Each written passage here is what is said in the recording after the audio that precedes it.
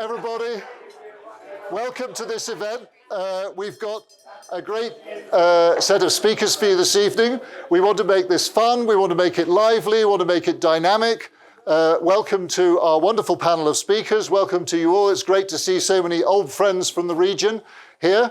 Pienso que casi lo deberíamos estar haciendo en español, pero me pidieron hacerlo en inglés, entonces lo vamos a hacer en inglés. We're going to talk about unlocking the potential of cities.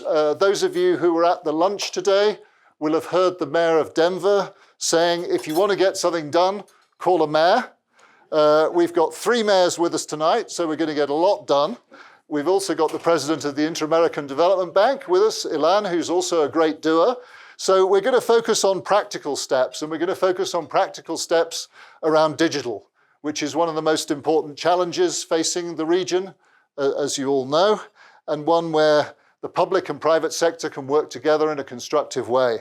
And we want to try to make it a practical session, talk about things that work, things that don't work, how the private and public sectors can work better together, give some examples, ask the mayors to talk a bit from their experience about some of the projects that have had the biggest impact in their communities, and in particular look at how digital can help heal some of the divisions in Latin America, bring societies together, increase opportunity, particularly around things like social exclusion or financial inclusion, which is an area that the FT is very keen on. My newspaper, the Financial Times, we've been running a global campaign for financial inclusion for the last couple of years.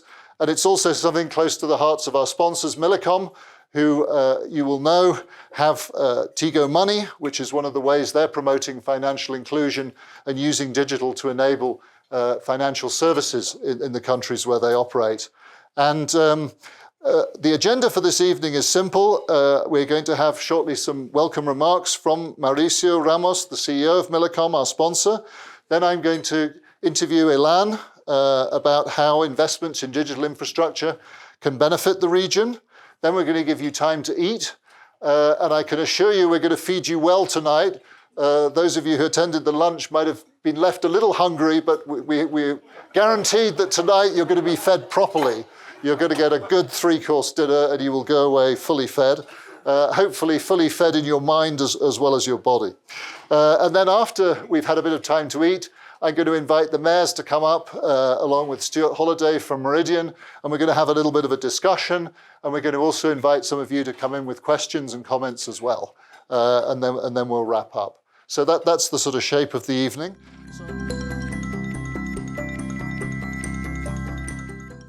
So I'd like to start by asking Mauricio Ramos, the CEO of Millicom, to come up, our sponsor. Millicom, as you'll know, is one of the biggest companies operating in the region, both fixed and mobile broadband, 9 Latin American countries, and a lot of innovation, a lot of things to talk about. So Mauricio, please do come up.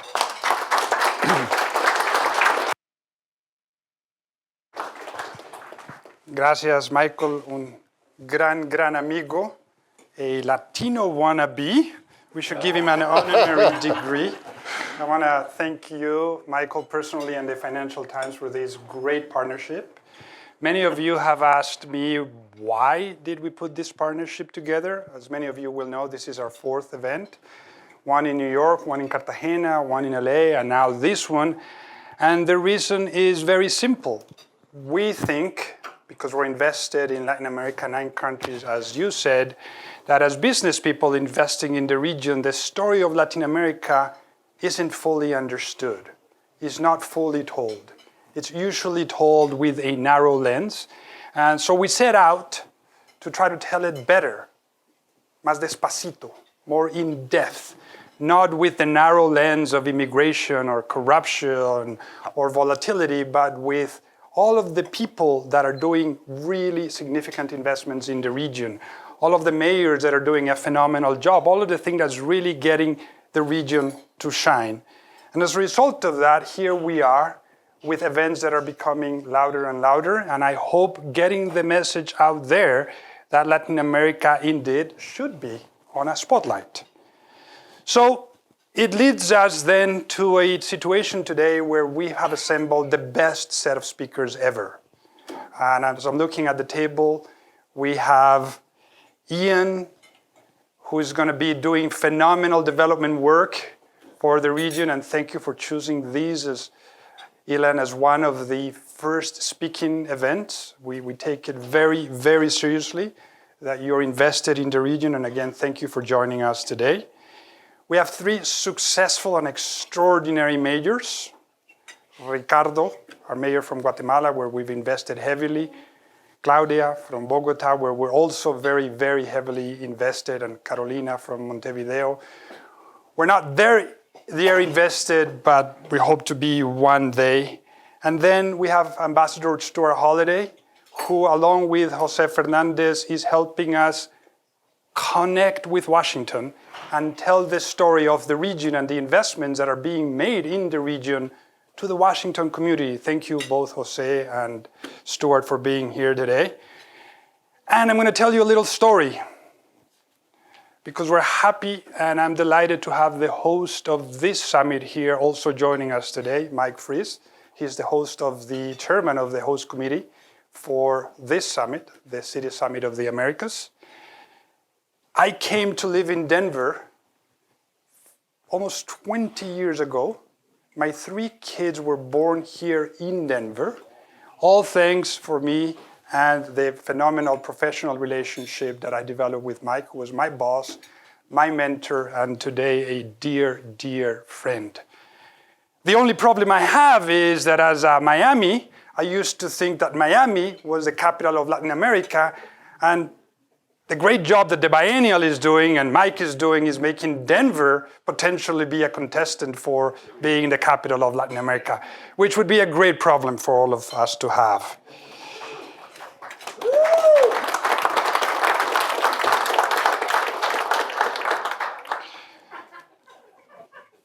So this summit is particularly relevant for what we do.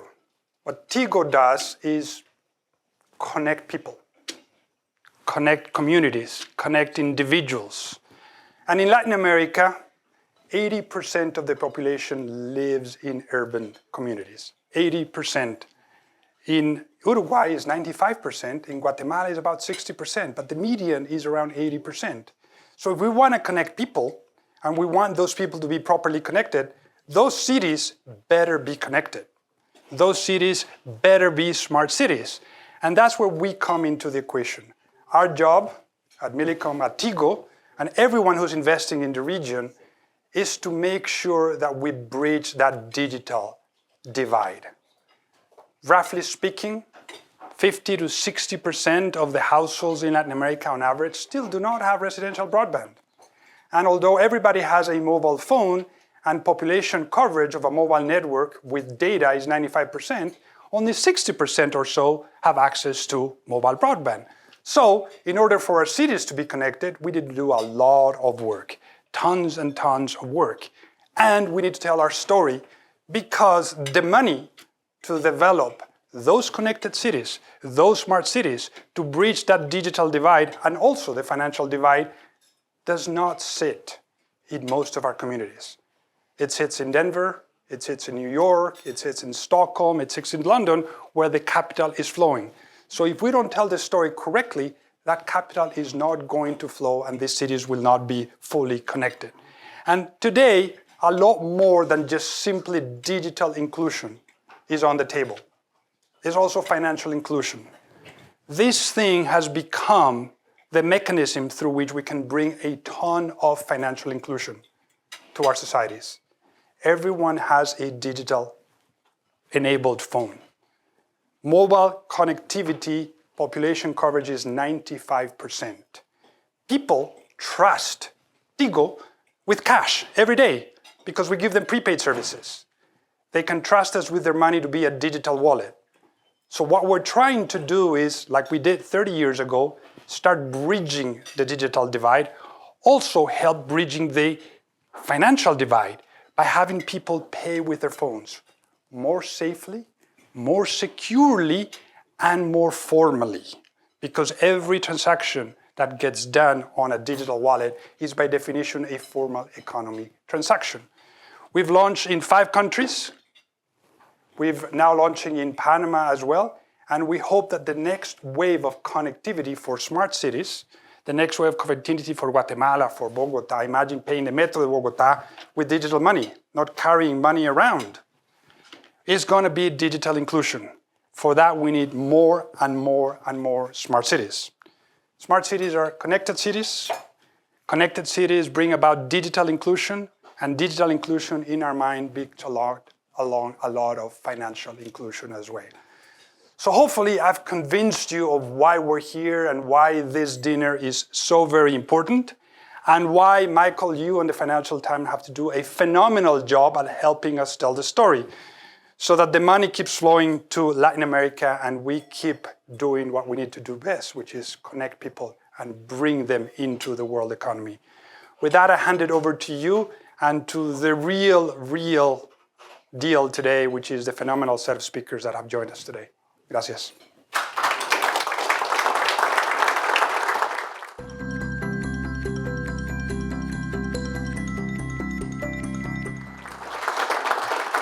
Many thanks, Mauricio, for the introduction.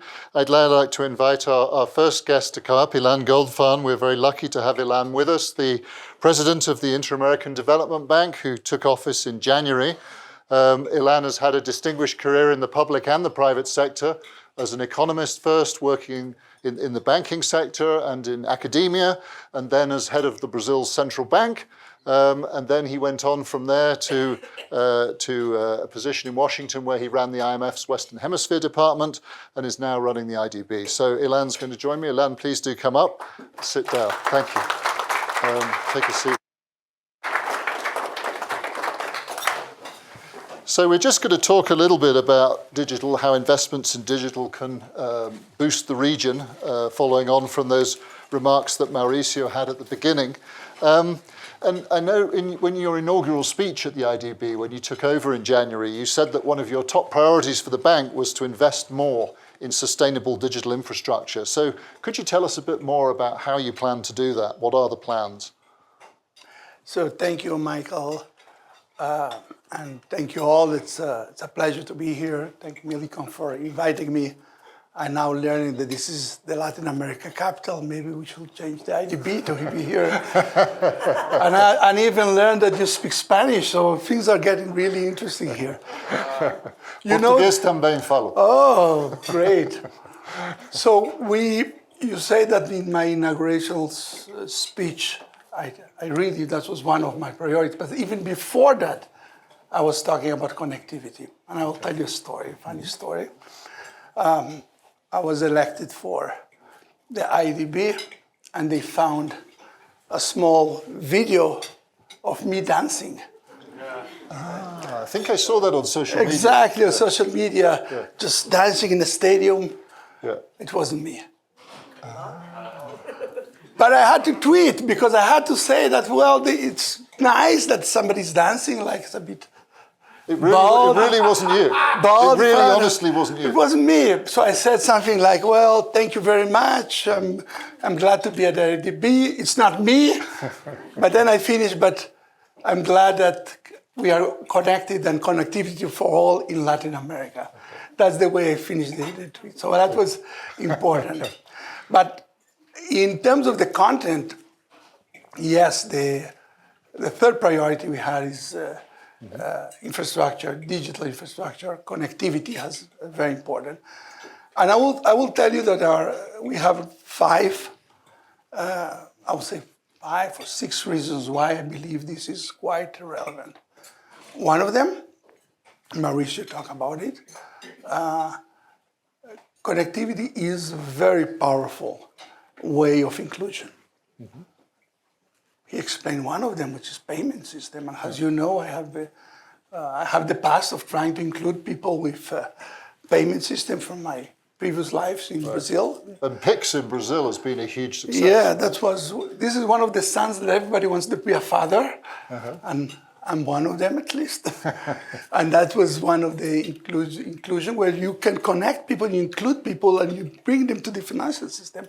So they're financially included, but then it's the door to be included in everything else. They go out of the informality, they can go out. So inclusion is very important. But not only that. A lot of the innovations And the productivity leaps forward come from this thing here, the phone, the connectivity. When you look at it, a lot of the innovations, for example, the ID build-up that we do, the startups, are technologies. And one of the main difficulties in Latin America is productivity growth. Right. We have a growth of 2% on average per year, not per capita. Per capita is lower. And how are you going to grow if you're not? You have productivity growth, and if you don't have productivity growth, how can you have productivity growth if you don't have, you are not connected? So that's number two. Number three is public services. People in the region really feel that they are not getting the best public services like health, education, and a lot of or just government services. When you go and you have your ID, if you have the digital transformation that we are promoting, you can get a better service and everything, and they can feel better. And in Latin America, the societies, at least in my view, they are tired, they are impatient, they want changes, they want better public services, and they want it for yesterday. Yeah. So that's a very important way of transforming. Fourth, regional integration. One of the problems in Latin America and the Americas is that you are not enough integrated. In connectivity, you have, for example, if you want to, part of the connections that comes from one place to the other goes through the US and come back, 83%. 82%? 83%. Wow. When you have to go from one country in South America to the other, it costs you 10 times more than from the US to Europe. So this type of integration, we already knew it from trade, right. Also very expensive. So over and over, we find that we are not integrated, and maybe that's a way to do it. And finally, a lot of our development goals, climate, and fresh water, and all of them have to do with technology and the capacity to provide them in a better way. So a lot of this comes from digital connectivity transformation. Right. So faced with that urgent need and that not great current situation, where's the IDB going to go to make a difference? What are your sort of priority projects? So you need to be where we believe we need public goods. So you're not going to get good private investment if there's not good regulation. The good places where we do see things improve is where the regulation is better. So institutions promote regulation, promote rule of law, promote that capacity in the countries. So we have technical assistance, we have resources to help, skills. Yep.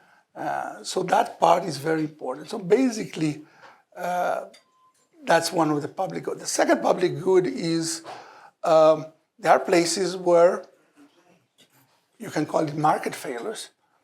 You don't go to the last mile. You don't get to places where they are where they're maybe not profitable, but you need to be there. So this is where the IDB can push and have a lead. Third, scale. Can we promote scale? Because it looks like whenever you have scale, things improve. Can we help that? Can we help that with the financing? Can we help that mobilizing capital? You know, the IDB has also the private arm, which is IDB Invest. So can we bring together the scale? And in this area, it looks to me that scales makes a lot of difference.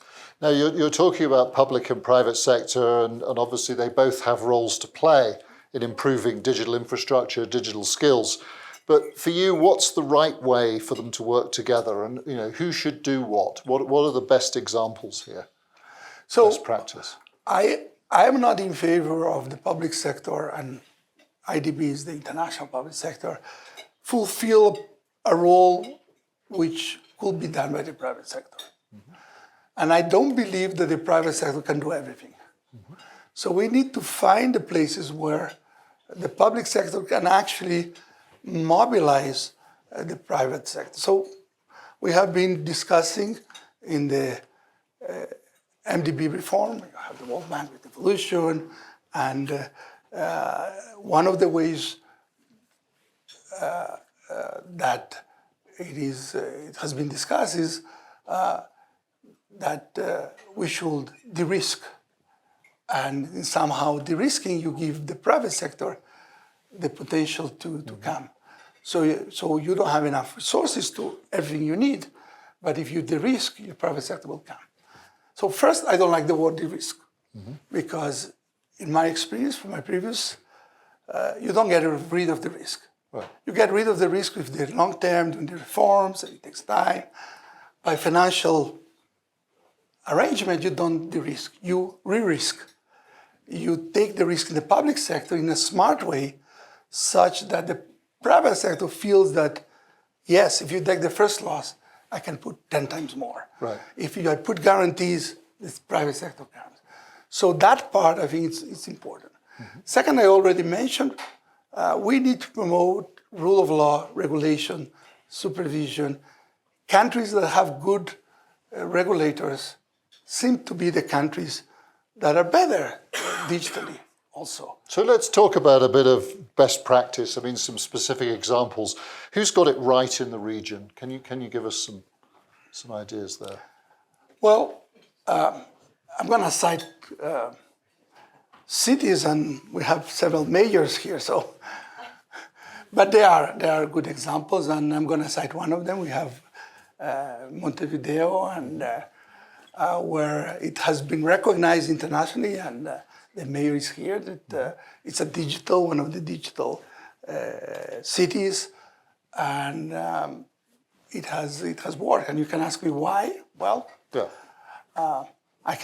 we have the mayor, maybe she can explain, but I can tell you my hunch is first, good regulator. Second, the public sector company is well run. So it looks like it's giving us. Third, you had the space, given the regulation, given the public sector, space for the rest to come. Fourth, education. It's relatively higher skills than average Latin America.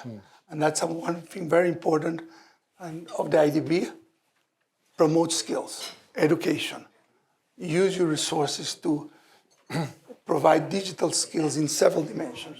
So I cited Montevideo, but there are other cities that are good too.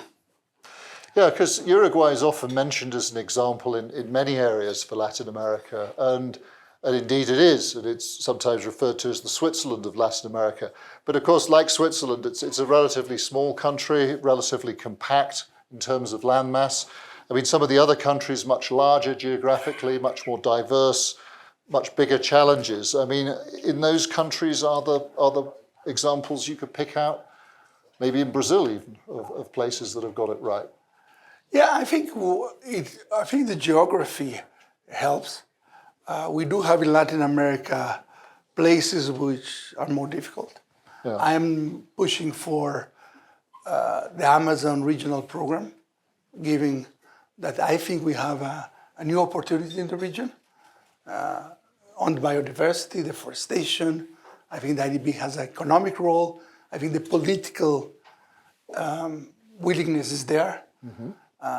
But this is a place where you can have some connectivity issues in some of the places, so that's difficult. Caribbean, how are you going to connect with one island to the other? Can you do it submarine? I mean, those issues are more difficult. And there are places where you have big cities that it's easier.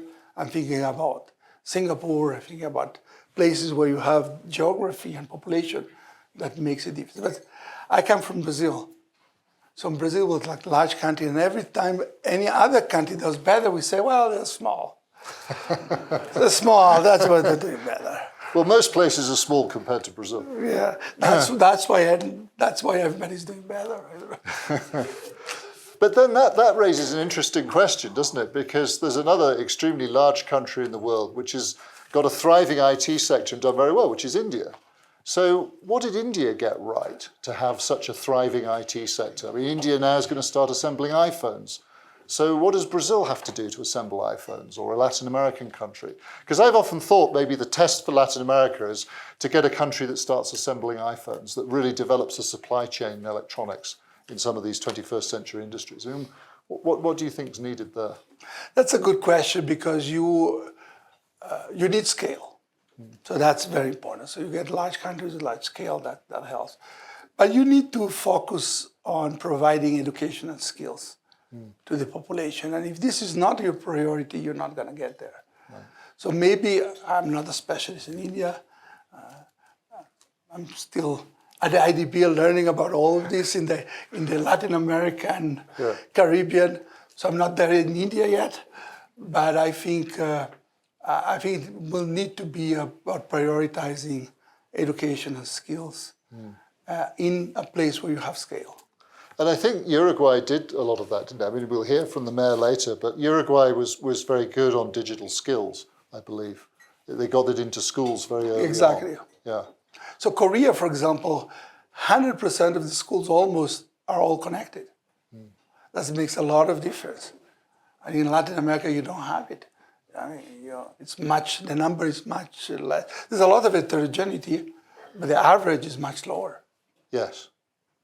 And then there's that figure, I mean, that's often mentioned, that in Latin America, the problem, at least in the cities, is not a lack of connectivity, it's a lack of resources for people to actually be able to buy the devices or subscribe to the services to use them, right? So it isn't actually necessarily about building more stuff, it's about enabling people to have these services. So what policies there do you think could help heal the digital divide? So here's a number for you. The cost of basic internet reaches 20% of the poorest population. If you want to buy it, it will cost you 20% of your income just to buy this. Yeah. So you're right, it's not an issue only on providing the infrastructure, but it has to be affordable. And poverty makes a lot of difference. So we are not going to solve all the issues just by investing infrastructure. There are issues related to the social that interact with that. So we will need to continue doing basic IDB, which is core social, dealing with poverty, with distribution, all of these things that Latin America still has issues. I mean, some of the governments in Latin America have talked about making broadband access a sort of basic human right or a free public good. I think Argentina was one of them. In your view, is that the way to go?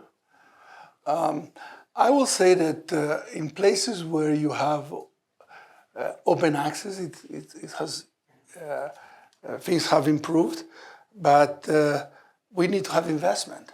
And we need to generate this investment. So if you do have the resources and you can invest freely and you have enough resources in your budget, maybe. But I know Latin American, we don't have excess resources in the budget. Actually, coming from the pandemic, debts are higher, fiscal constraints are more.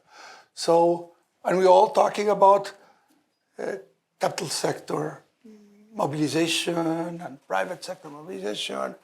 So we need to somehow find a way to bring the private sector to build that instead of taking that responsibility. But now, again, in places where you're not going to get it anyway, which I call the market failures, then you need to be there. Yeah, no, absolutely. I mean, and do you think Latin America, Mauricio was talking earlier about needing to get Latin America on the map for investment, and the problem that people are maybe not aware of the opportunities. I mean, do you think there's more the region needs to do to sell itself to investors more successfully? Well, so when I just took office in January. we had an annual meeting in March. So I took office and they said, well, you have 6 weeks to prepare for the annual meeting. I said, oh my God. And then they told me, but before the annual meeting, you have to go to 3 places. You have to visit the Caribbean to a pre-meeting, then you have to come to Central America, and then you have to go to Europe because to talk to the non-regionals. And I said, 6 weeks to do that? So there I was in Madrid talking to European investors. And in Spain, you do have quite a bit of investors that are interested in the region, have been there for quite some time. And normal question is, what can we do for you? That's basically the question you ask. And you say, well, you will think, well, why don't you finance X or you finance Y? And why don't you? But the main ask is, we want stability. We want rule of law. We want institutions. We want something that we can invest and care about our own investment and not whether the government will change and rules will modify and that will change completely the setup, because that is uncertainty and it's not risk. Risk we can measure. Uncertainty is more difficult. So that's basically the main ask. Absolutely. Well, that seems like quite a good note to end on, Ilan, unless there's anything else you'd like to add that we haven't covered in the discussion you think is important? No, you haven't told me how did you learn Spanish. En Madrid. Ah, muy bien, muy bien, muy bien. Sí, hace mucho tiempo. Muchas gracias por todo. De nada, con el mayor placer. Thank you very much, Ilan, for sharing those insights with us. Thanks a lot.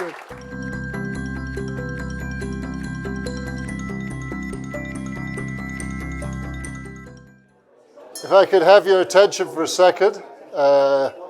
Thank you. Sorry to disturb you in the middle of your dinner conversation, but we do have a very special moment for you now where we're going to invite our guest mayors and also Ambassador Holliday to come up and join me for a discussion about how the cities can harness the benefits of digital to improve inclusion and create stable and high-performing economies.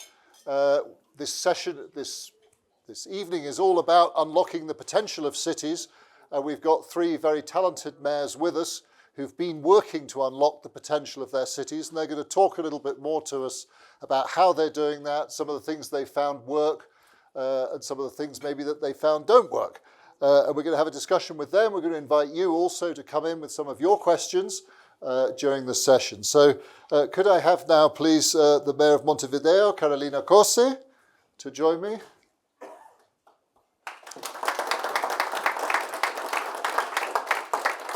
Thank you very much, Mayor. If you'd like to take a seat here.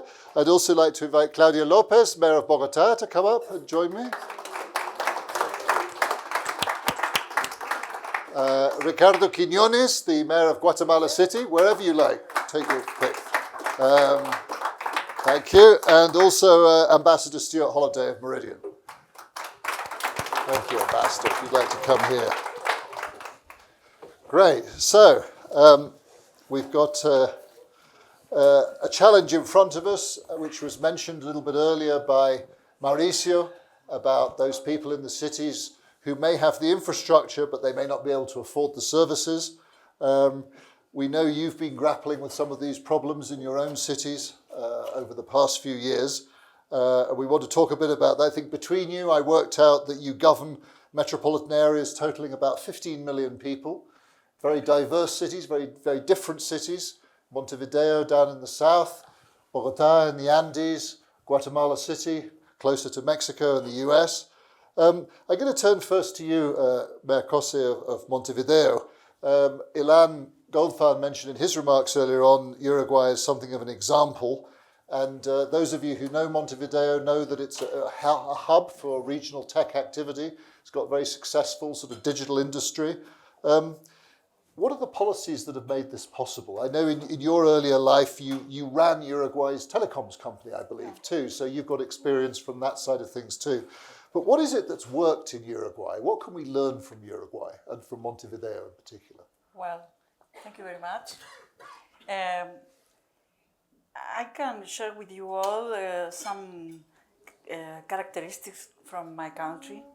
I don't know if it is applicable to any other. But Uruguay has a long history of public education, long history, and we have very good education in primary, secondary, and a very good national university. With this, Uruguay has their own capability to do scientific research because of our national university. That is very important during the democratic life of my country. And at the same time, Uruguay has a tradition of protection of the public goods, in a way in which the state invests in infrastructure from many years, from the beginning of the 20th century. Those things are traditions, and what we have done is not only one thing, as usual. We have invested in telecommunications infrastructure very heavily. We have fiber to the home. We have our own submarine cable in joint with Google, and many other investments. At the same time, So you have fiber to the home in Montevideo? In Uruguay. In Uruguay? Yes. And in Montevideo, how many does that cover? What's the coverage like of the fiber? In the whole country, and Montevideo is the same. We have around 90% of the homes connected to internet, and around 70% of the home connected with fiber. That's amazing. Yes. UK doesn't have that. What? UK doesn't have that. But I have to say that I understand, I realize that the dimensions of the country made difficult a project like this, but And who paid for it? Was that the government, or was that private sector, or both? the government. Government. But we made very competitive processes to. We didn't make a unique bid. Okay. Okay, we made kind of very competitive process. But this infrastructure is very, very important. I am engineer. I know about that, but it's not enough. Yeah. For example, when we began connecting homes with fiber, we went to a home offering the fiber, and they say, we don't want it. Really? We don't need it. And we have to convince people because it was in 2010. Okay. Okay? So it is not That's enough. a nice problem to have. Yes. But then we add products to the portfolio to invite people to connect. Right. For example, products we call it universal, in which we didn't charge you for having the fiber, and till some amount of traffic, we didn't charge you at all. Well, but continue with the infrastructure, telecommunications infrastructure, but also one plan that we named Plan Ceibal, which consists in deliver for free computers to all the students in primary and secondary school, and to all the teachers, and to connect all the schools, primary and secondary, and university with a differential bandwidth for university, and have all these computers connected. And the computer is a property of the student. It's not a loan from the state. We give it. Yeah. So, Ceibal, public. And that was paid for again by the government? Yes. But pay is not, it's important, of course, but in all these plans, different sectors always had a role, okay? Always. And Ceibal, and from many years up to now, a lot of incentives for the software industry. Right. Uruguay has the big software industry. Yes, we have the biggest per capita software exportation measure in Latin America. You know, you're setting a very high bar for the other mayors to follow here. No, but free computers, biggest software industry per capita, fiber to 70% of the homes. I mean, this is a high bar for any country. Yes, but what I have understood is that the dimension is an issue in the Right. deployment of this, but the complexity of a country is the same. Even the country is small or not.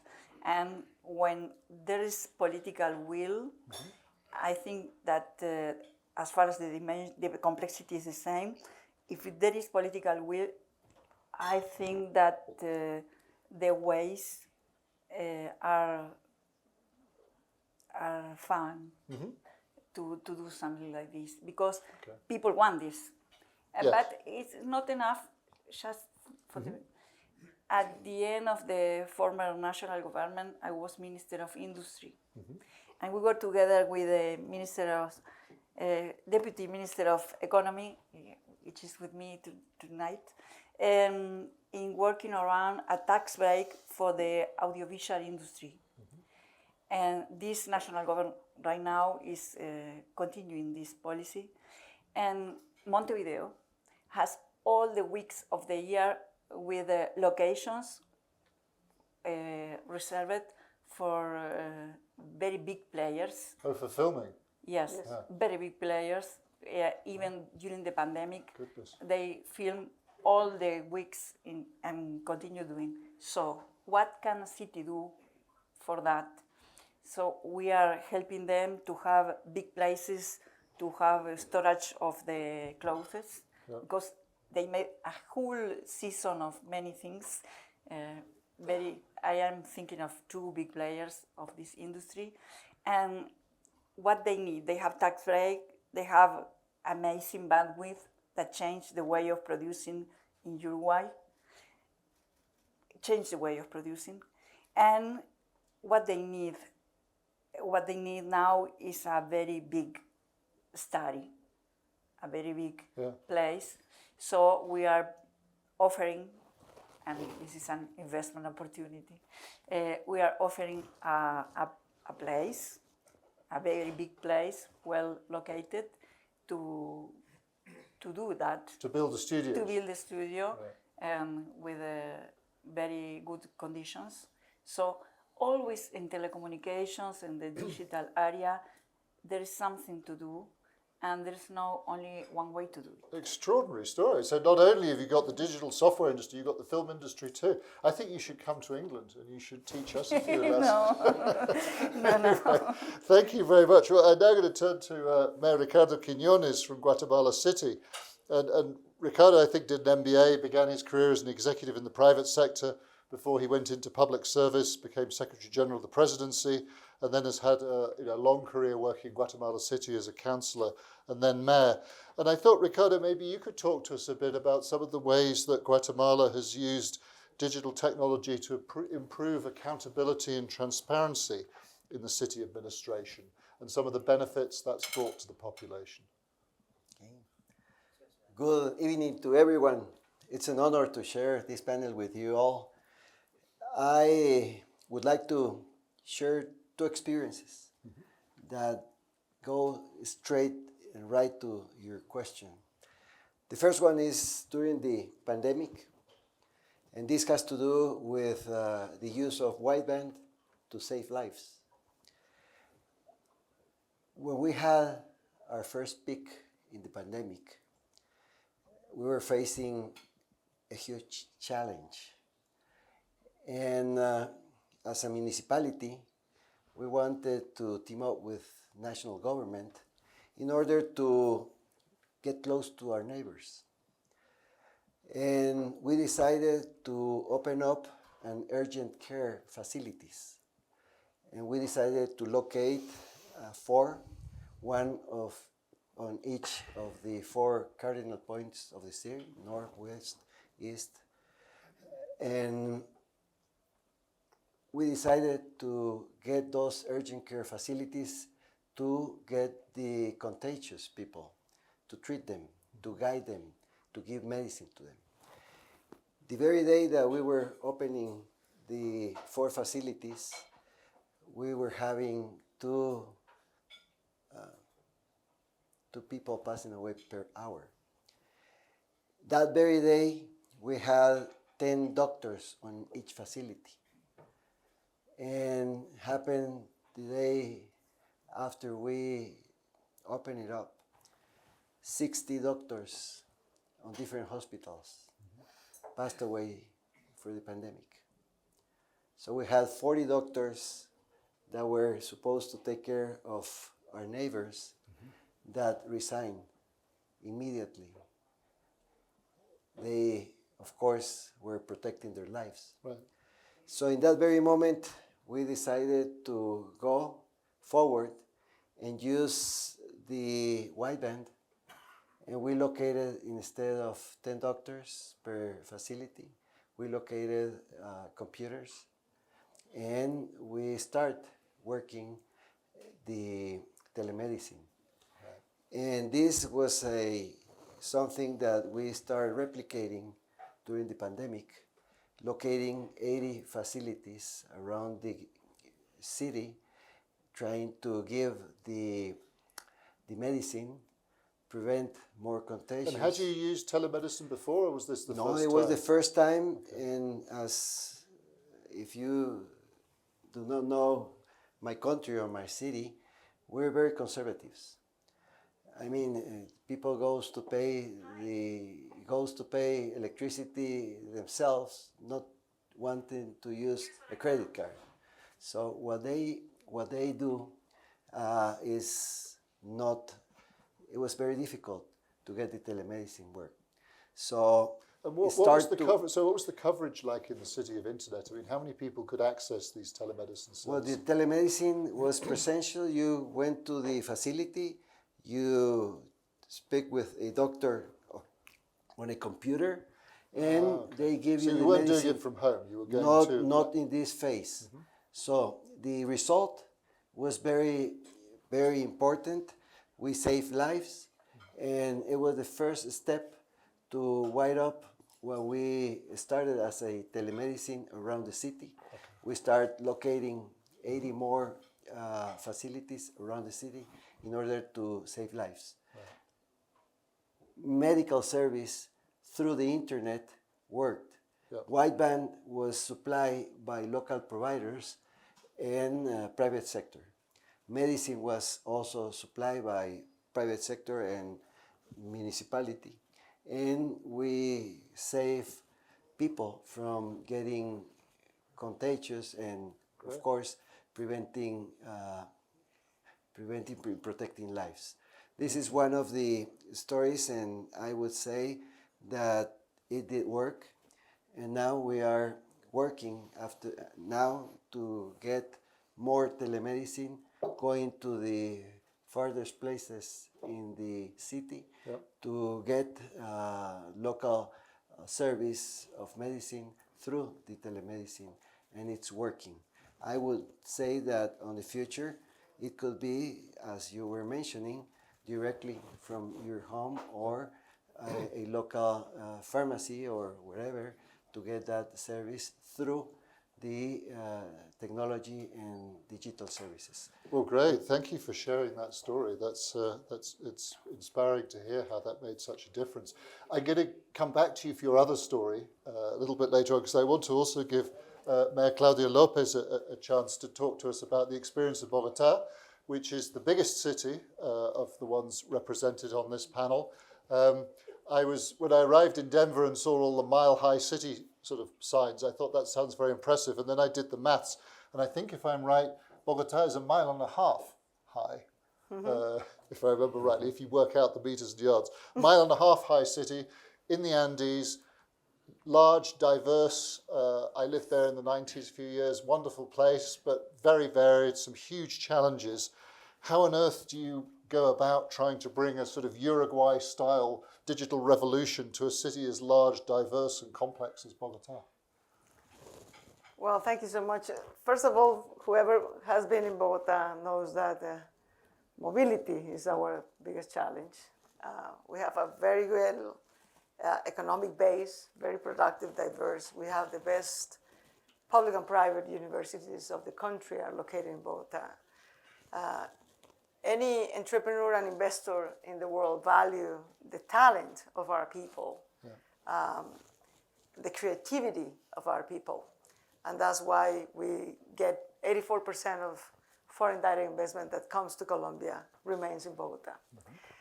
But mobility, actual physical mobility, not digital mobility, is maybe the biggest challenge, because the city built the main entrances and avenues to enter the city sort of roughly 50 to 60 years ago. And since then, in the last 50 years, sort of people quadruple, and the number of cars multiplied by more than 20 times. And we basically have the same infrastructure like 50 years ago. And shamefully, we discuss politically and ideologically the building of the public transportation system. It took us 20 years to agree how to do the first metro line, and we're still discussing that. But we're building it, finally. It's under 20% construction. We sort of learned painfully from that experience. And now we agree a climate change plan, a mobility plan, which is half of the task of the climate change, because half of the emissions came from the transportation. And also the land use plan. So we were able to agree and align these finally 3 long-term plans with the biggest package of investment at the moment. We are investing in the next 10 years, $13 billion, sort of updating the infrastructure, the public transportation system. We're going to build 3 metro lines, 2 regional trains, 7 cables, and 20 green corridors, new avenues for the city. So finally, whoever you're going to be in Bogota in the next 10 years, sorry, you're going to be around a sort of public works in the next 10 years, but we're going to build in 10 years what we did in 20. So that's first part of the story. So The lots of second part of building. the story. And the digital bit? The second part of the story is the digital thing. So what's the experience of Uruguay? Is you can't have digital inclusion without good education. Now, first people have to be able to read, and then they will be able to connect. But you cannot pretend to go, bypassing that path. So education, technology, digital inclusion, and data analytics, I think, comes together. Anyone in this room knows that data analytics is the petroleum of the 21st century. So it's connecting these 4 things, I think.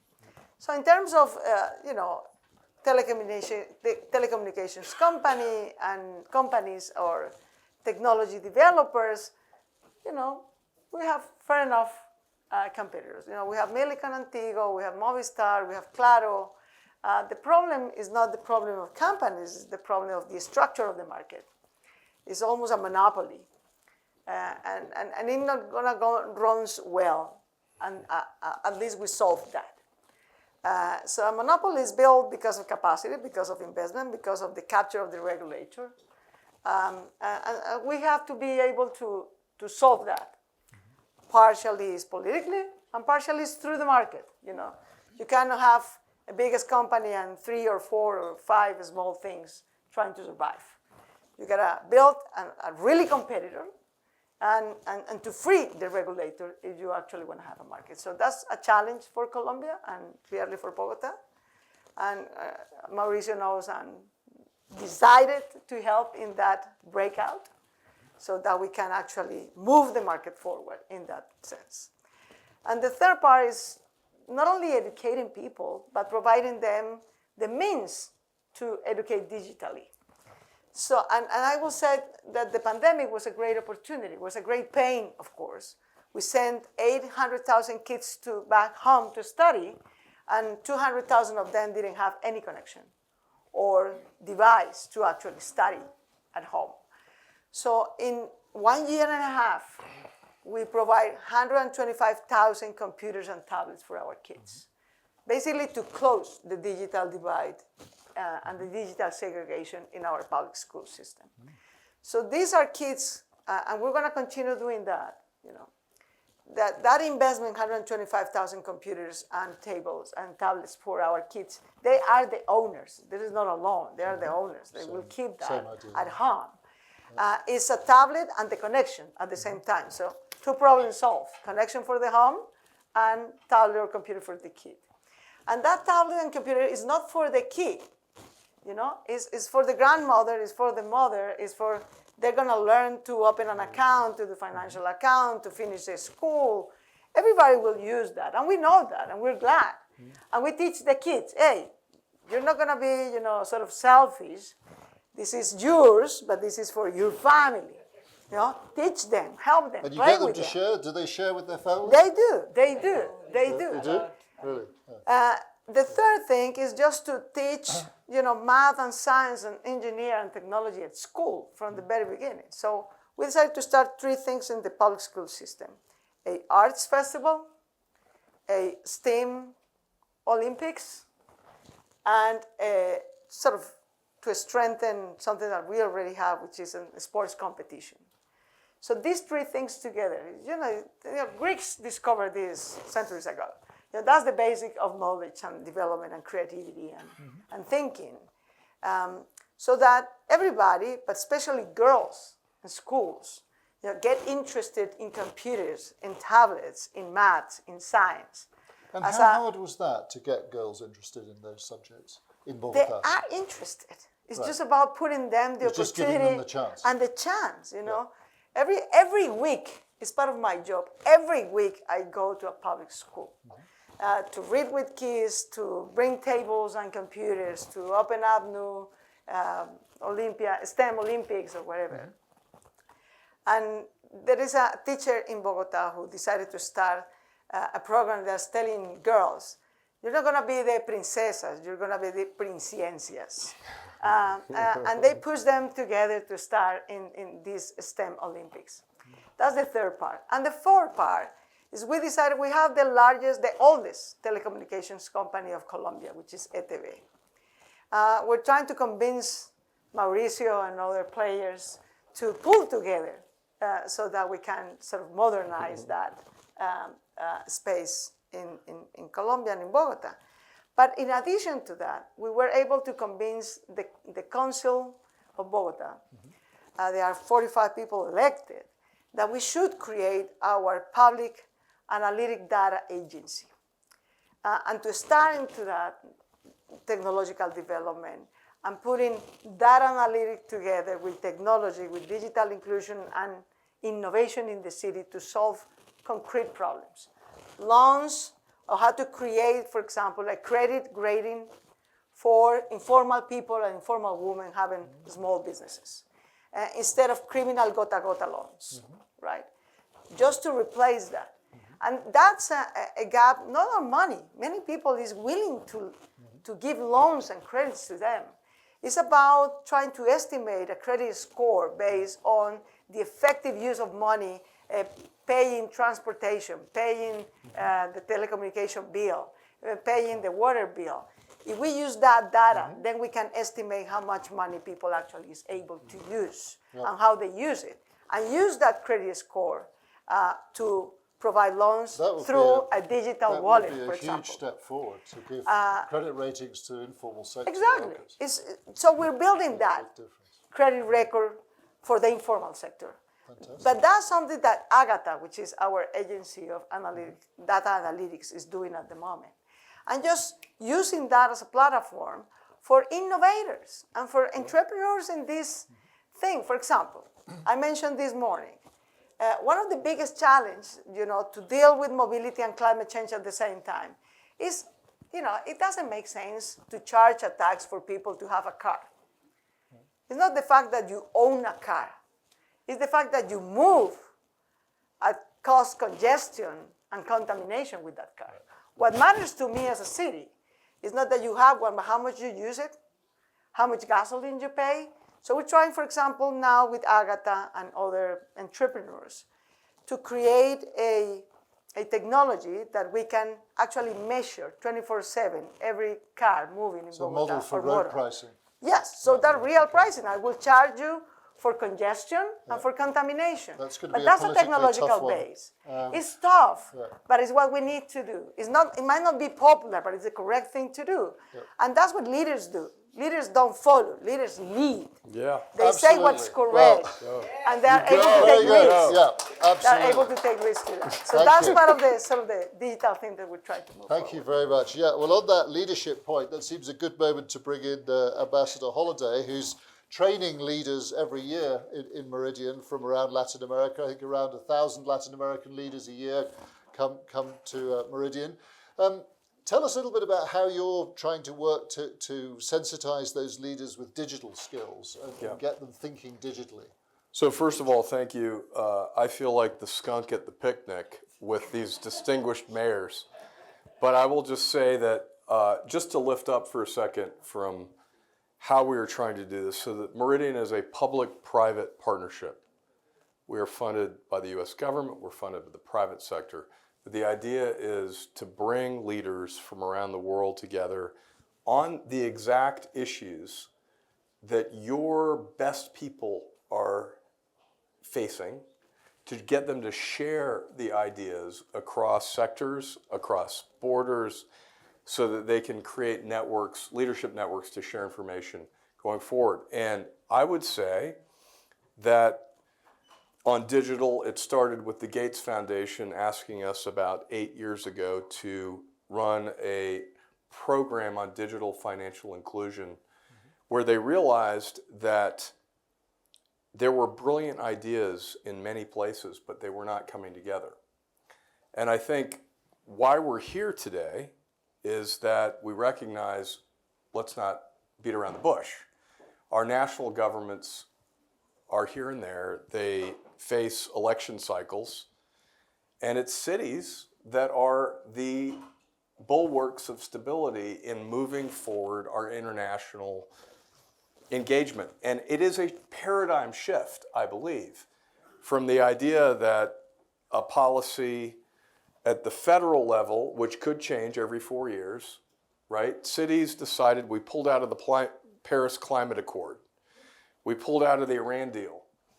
We have cities that decided to go forward and say, well, we're going to adopt those standards. We're going to keep going. And that's why it's so vital that we do this.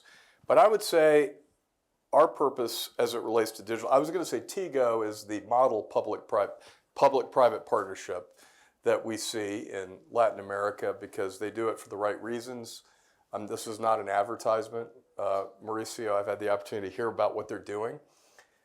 There are examples, it's Meta in a bunch of countries doing training. It's ExxonMobil and Hess. Again, I'm speaking from the U.S. perspective, which comes with baggage in Latin America, right? I mean, we have to have a realization that we have to have partners in Latin America that carry forward and engage on the local level, because if the U.S. just goes in and says, we're here to help, right? Well, thank you very much. But we have people here that also have been working on these issues for a long time. Our mission is to help those people who share our values, to catalyze them to do what they need to do. And the problem is, when I was looking through the briefing today, it was anecdote, anecdote, anecdote, anecdote. I could sit up here with talk about one-offs and say, this company's doing this company is doing that. The fundamental issue today is that the United States of America, and our State Department, by the way, is doing a hell of a job, a very good job at bringing attention to these issues. We are not doing enough with this hemisphere. We are not doing enough to partner and create opportunities on a strategic, major, national, institutional level. Too many American companies are saying, well, it's too risky. And that includes the tech sector and other places. But if we know what our future is about, we know it is this hemisphere, is our neighbors, is our friends, and we have to create a new framework whereby it is easier to create public-private partnerships. And I do think this digital space is a great place to start. Thank you. Yeah, and interesting that point about the US needing to do more, get more engaged in the region again. I think it's time to bring you in, the audience here, with some questions. We've got this fantastic panel here. I think it would be a good moment for some of you here in the audience who have burning questions for our mayors and for Ambassador Holliday to pop up and ask them. So who would like to go first? the microphone for questions there. I can't see people right here because of the lights, so you might have to jump up and down. But I think it would be a good chance. No, there's no. We've had a lot of sudden attack of shyness. The beautiful ribeye. Oh yeah, we've got a question here from the gentleman at this table. Yeah, thank you. If you'd like to say which of the panel you'd like to direct your question to. Sure, thanks. Maybe for the mayor of Bogota, if I can. I think my experience is on the national level, and I think a lot of people over the course of today is at that level. So who do you call when you want to do these things with a country? It strikes me that this conference, the reason we're here today, is an effort to address that sort of how do you get to subnational connections. So I wonder, like, do you have the people to call to get this done when you want to get tactical and get things done? Or is there another conduit that needs to be opened like this, the reason we're here in Denver, to sort of fulfill that? So just kind of curious as to, I'm ignorant on that, you're doing this daily. Do you have the people you need to call to get stuff done, or is there another element we need to build in there? Should we go? Yeah. Yes, I think we're full of talented people. So both in the sense to have to recruit people who work with the local government, with the mayor's office of Bogota, to work on different issues, we can do it. But Bogota has a long history of independent governments from different perspectives or ideologies, in which merit is important and it actually counts. You know, people knows they're gonna come to the mayor's office because of their merit, regardless of the political connections. Otherwise, I won't be mayor. You know, I can tell you. I'm the daughter of a teacher. I come from a low-income family. I'm here because of merit and education and discipline. And people who works in Bogota know the same thing, not only in my government, but in previous governments. And when you want So to call that for people in sure. the national government, what about that? Well, in the national government, Today it it's a bit depends. difficult because the cabinet's just changed, Well, but throughout, normal throughout, times. throughout the panels, you know, every time I finish a panel, there were 2 different ministers in my country. So that's difficult. That's difficult. That's a That's challenge. what I was saying. That's what I was saying. That's a challenge, but that's political life. I mean, you have to be, welcome to my world, you know? That's part of life, and you have to deal with it, you know? And next Monday, I will be again, you know, greeting 7 or 9, I don't know how many new ministers, and I have to be willing, and I'm willing to work with them, period. You know, that's my job. It's not, I'm not an opinion maker, I'm a mayor. I have to work with the national government and with the state government, and that's what I had to do, regardless of difference. But also, to have community public-private partnerships is the key. You know, we have great entrepreneurs at the local level, and the national level, and the international level. And bringing them together and offering them clear conditions, not great, brilliant ideas, clear conditions. You know. Clear conditions. These are the security conditions, they are the financial conditions, these are the transparency conditions. You know. I'm asking your money because I'm willing to put my taxpayers' money on it too. So we're going to take risks. We're going to take risks together for the new informal credit rating. We're going to do it together. And when that gives money and produces money, we're going to share it, period. It's a business. But it's a business that has a public purpose to create public value. You know, I'm glad people can make as much money as they can. My job is not to make money. My job is to create public value for the best of my citizens. So I think if we understand what everyone should do and what is best able to do and join that forces, people had ideas and had knowledge and had problems and necessities. If you listen to them, they will tell you what's the pain in the neck they have. And then it's my job to bring the creative, the technology, the entrepreneur, local or international, who's able to achieve to solve that need. That's part of my job. Thank you. Yeah, and on that, yes, I think you wanted to mention public-private partnership. Well, no, I was listening to the question, and I was wondering if perhaps what he was alluding to is could a forum like this that you've created be a conduit to hold our national government, your national governments and our national government, a little bit more accountable for what your needs are, so that there can be something out of this conference that is a sustainable and ongoing, project, as it were. That's just what I heard. For example, Ian that was here and that was proposing in a panel before to help subnational governments to get more options of credit and finance and funding. And you were proposing to sort of pre-grade different subnational governments.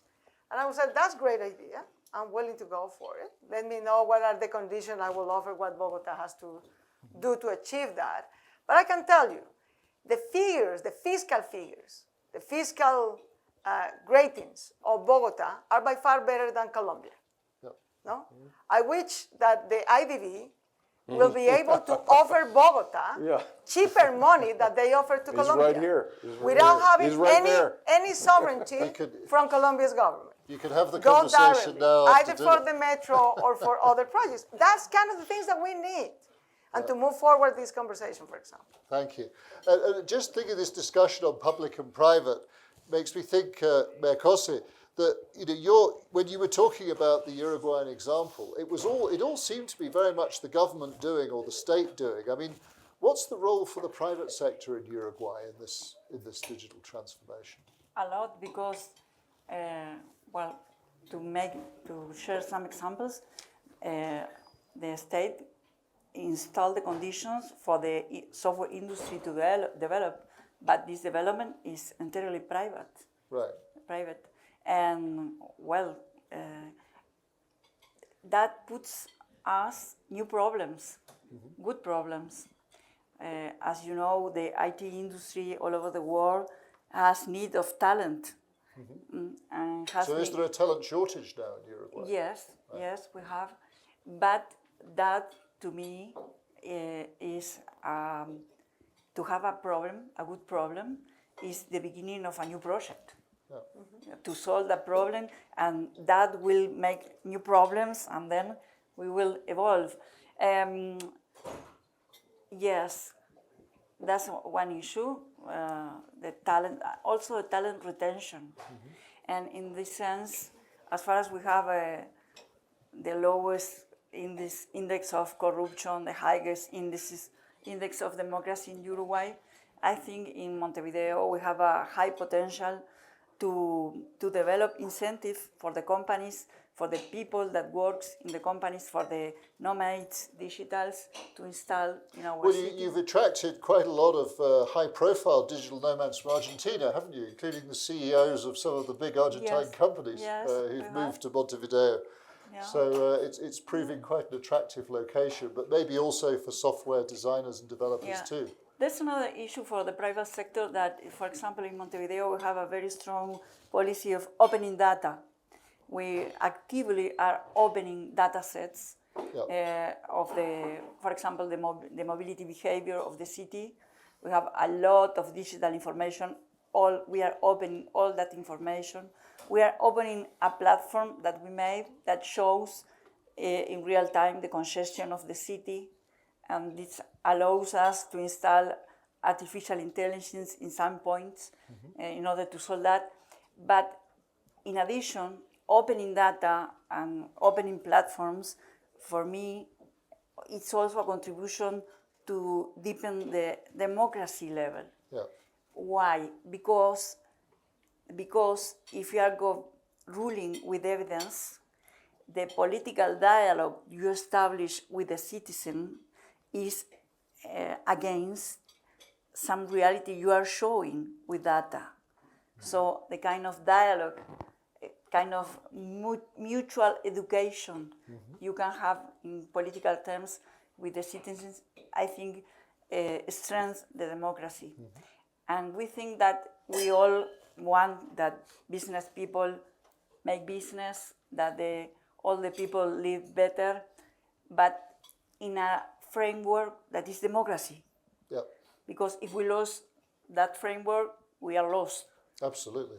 So I think that these kind of things, if we do it right and opening participation, can deep the democracy.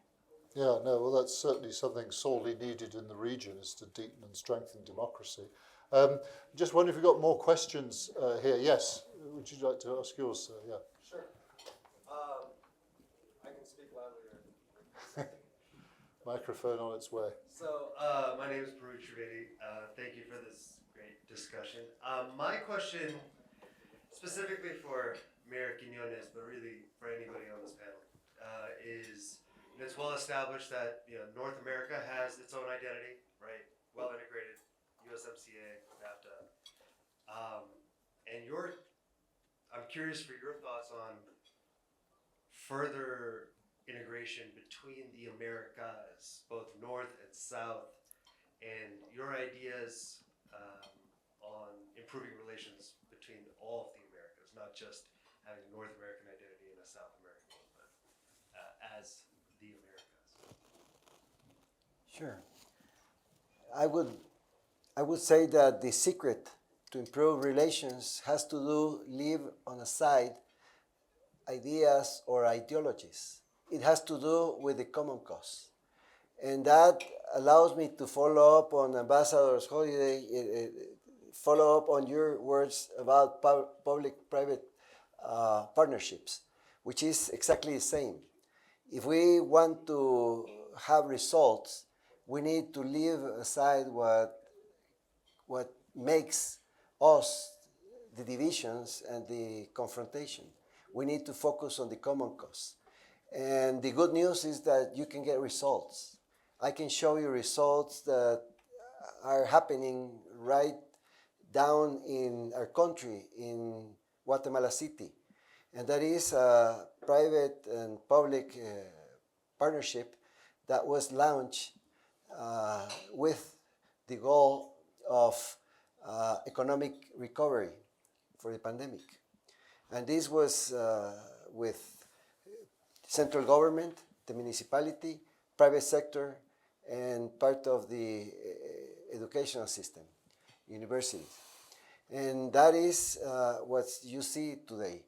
Results are right in front of you, and that demonstrates that if you leave aside what divides us and get into the common cause, and the common cause was recovering employment, not to have a social explosion, and of course get foreign investment and get the economy rolling again. Today, if you visit Guatemala, you're going to see 143 new buildings, 10 stories or higher, being constructed simultaneously.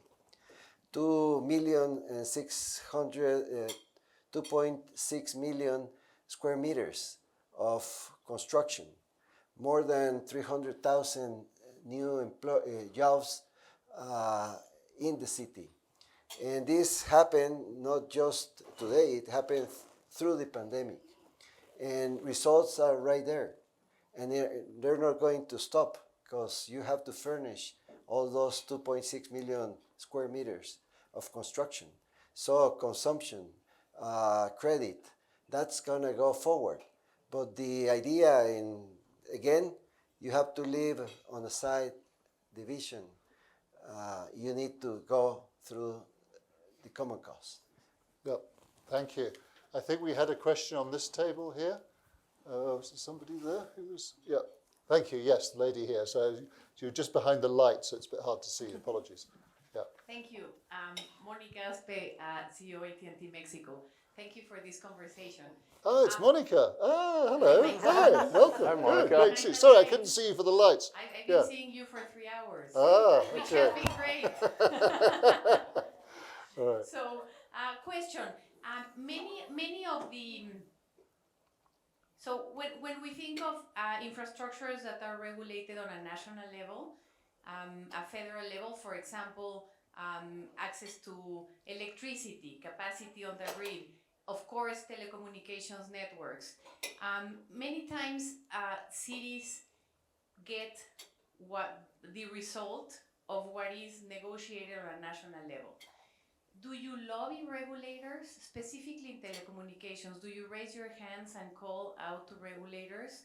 or is there a conversation between you and regulators at a national level? Because otherwise, for many cities, these are things that are decided elsewhere, and you get the good or the bad of having access to gas, to electricity, to telecommunications. So is there a dialogue?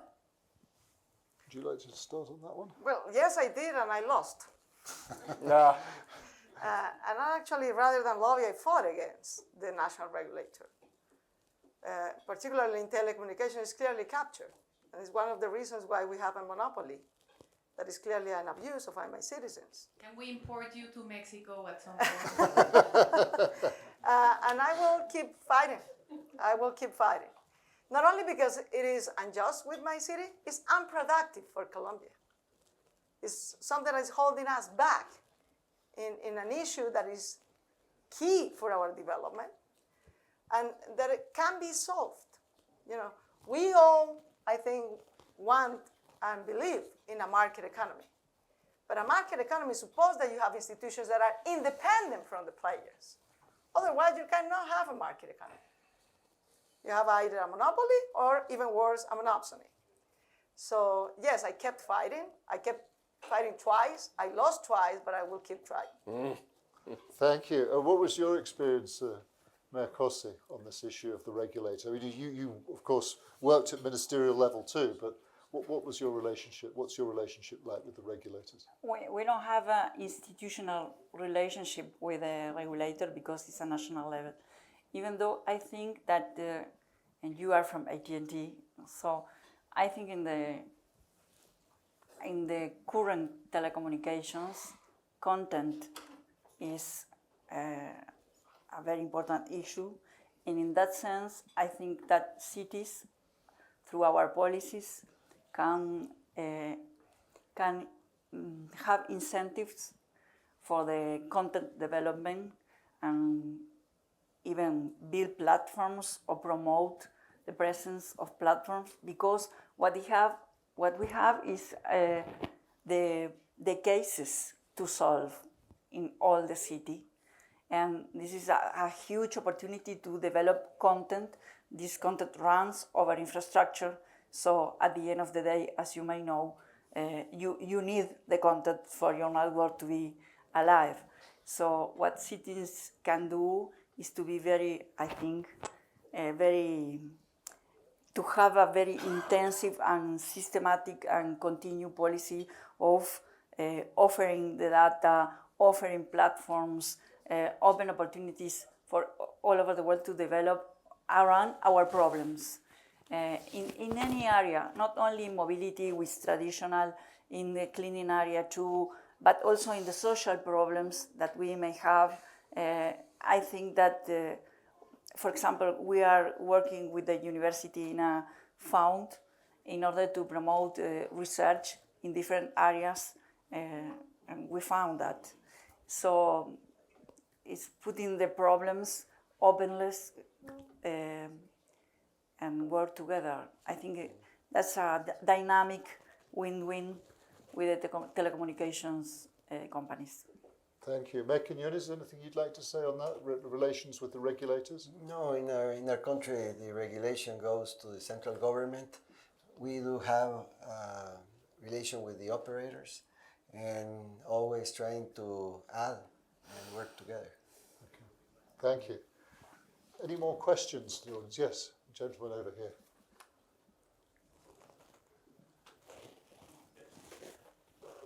Fascinating panel, thank you. Steve Morsey with United Airlines.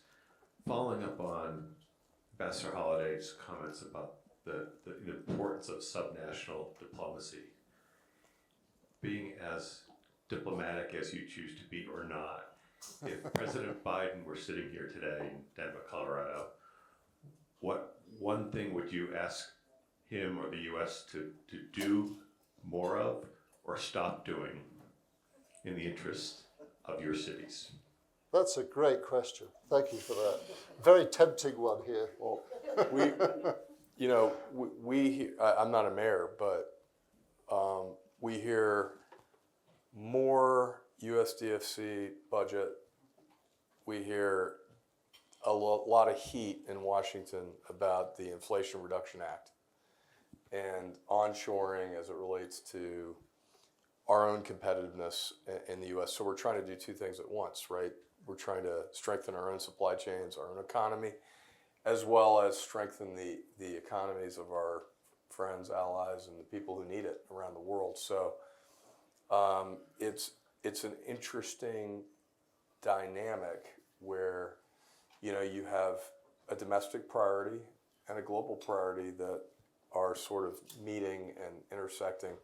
In your cases, you have very specific asks, I'm sure, right? So let's come to those. So Mayor Lopez, what would you ask President Biden for more of or less of? Well, I haven't had the pleasure to meet him, but to the people of the United States government that I haven't been able to talk to since 2021, I said, but we have the greatest opportunity to have the new Plan Colombia. But a new Plan Colombia based on climate change, on social justice, on environmental justice, and inclusion both socially and economically of the new Bogotanos, the 500,000 Venezuelans who are in my country and in my city. They are welcome. They are my peers and my partners. I want them to be included, not for treated with emergency and trying to hope that somehow Venezuela is going to be better, so they're going to be back. No, they are here. They are talented. I want them to be here. But they need social and economic inclusion. Particularly the youth, new Bogotanos, need those opportunities.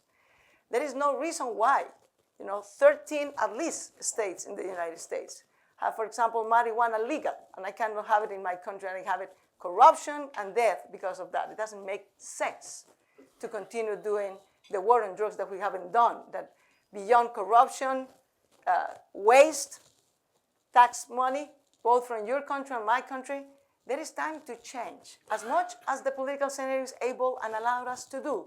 But we have to move forward that agenda. Thank you. Okay, a new Plan Colombia with different principles. Mayor Cosse, what would you ask President Biden for? Mercy. Mercy. No, I think that it's very important, this summit, because I also am exercising the presence of the USCLG, the International Union of Cities, and there's a lack of participation of many U.S. cities in this, in general, in international organizations. So for us, this week is very, very important because it's the opportunity to get in touch with the cities of the United States in an articulated way, in a systemic way, and to talk and to convince them to participate in these organizations. Why? Because I think that I was talking about democracy a few minutes ago. I think that protecting democracy is really very important. And in many cases, I saw that the bridges between nations disappear or are broken. And in these cases, cities from these two countries continue dialoguing and working together. So I think that the diplomacy of cities is important because I think that we are in a time in which we cannot waste any effort to strengthen dialogue efforts all over the world.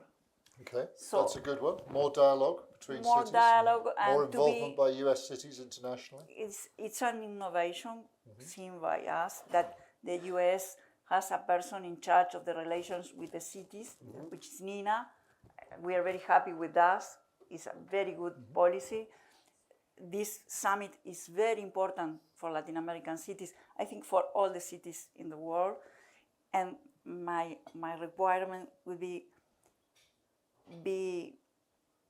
flexible and continue going on with this effort to develop diplomacy between cities. Thank you.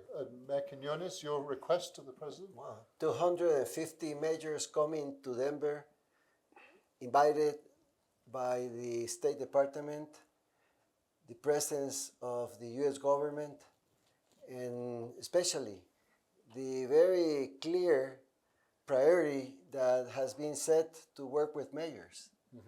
around the world. So I would say that keep on working with majors. Majors rule the world. Oh, I'm sure everyone will agree with you there. Okay, I think we should bring things to a close shortly. We've probably got time for one more question before we wrap up. Yes, lady at this table here. Sorry. Thank Oh, you. one there. Sorry. the mayor. Yes, you got it. Yeah. First of all, congratulate every one of you. So working in the public sector is not easy.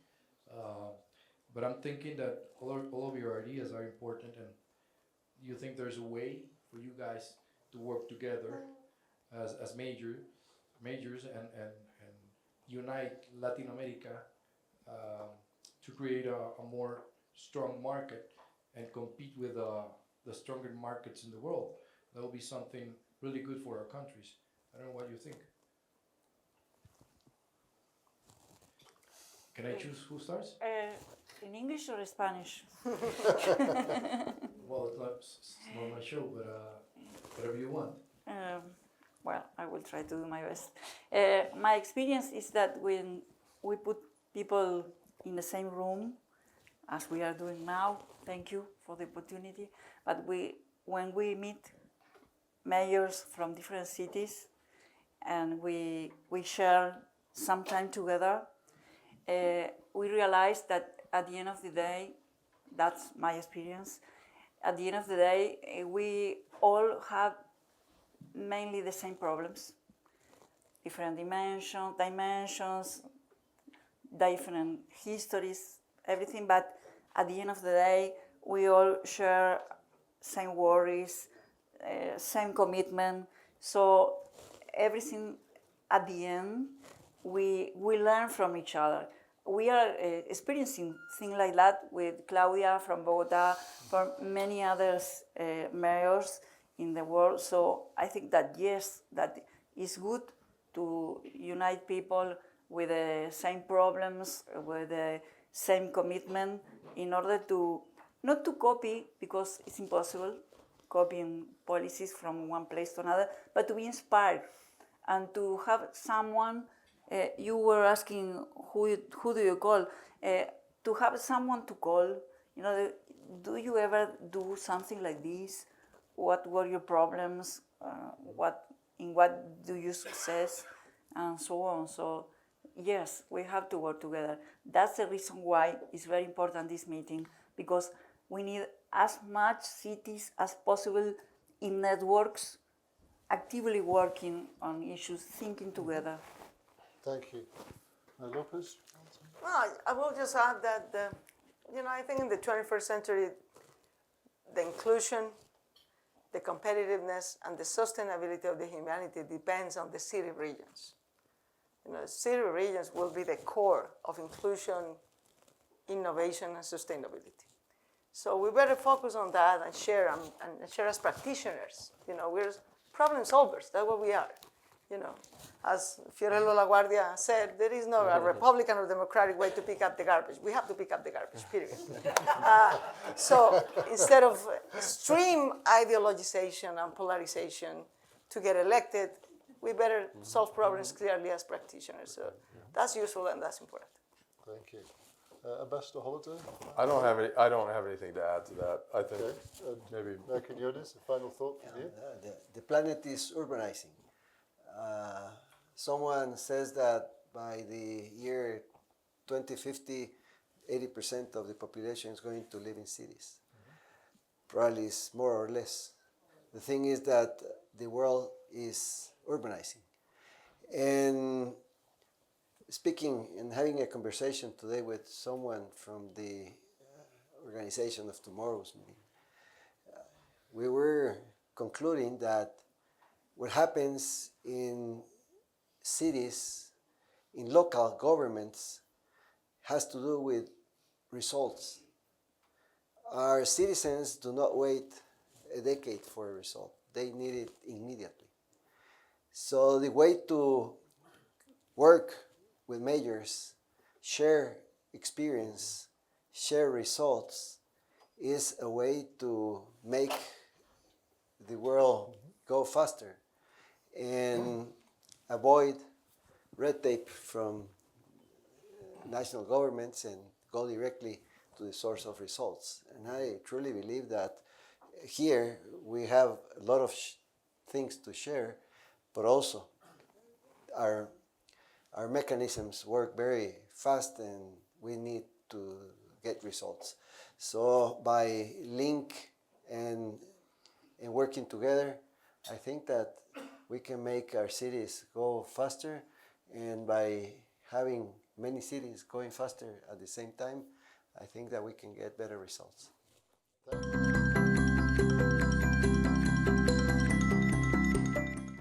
Thank you very much for that. And I think we'll have to leave the discussion there given the hour, but I wanted to thank our panelists very much for their fantastic contributions. Thank you. Thank you very much. Thank you. Also, Ilan Goldfarb from the IDB for his very thoughtful interventions earlier on. Thank you, Ilan. And our sponsors, also Millicom, for making this event possible. And I just say, I think we all share one thing here, which is we want to put Latin America on the map. I think many of us feel a bit of frustration that Latin America doesn't always get the attention it deserves.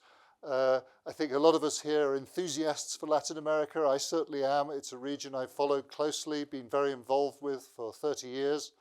I was married to a Latin American for a long time. 3 of my children were born in Latin America. I've got a lot of connections with the region. I care about Latin America succeeding. And I'm an optimist about Latin America because I think the region has a lot of hidden strengths which are not often talked about.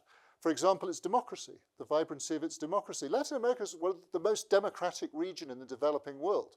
Nobody ever talks about that. Nobody ever mentions it. Everybody always says the whole time there's a crisis of democracy in Latin America. There's also a strength of democracy in Latin America, a vibrancy of democracy in Latin America. You don't see it in Africa. You don't see it in the Middle East. You don't see it in Asia. You see it in Latin America. Latin America's cultural exports, incredibly strong. Latin America's taken over the world with its music and its food. Nobody talks about that either. Highly successful soft power export. So let's focus a bit more on what Latin America can do and how Latin America can succeed. Okay, so thank you.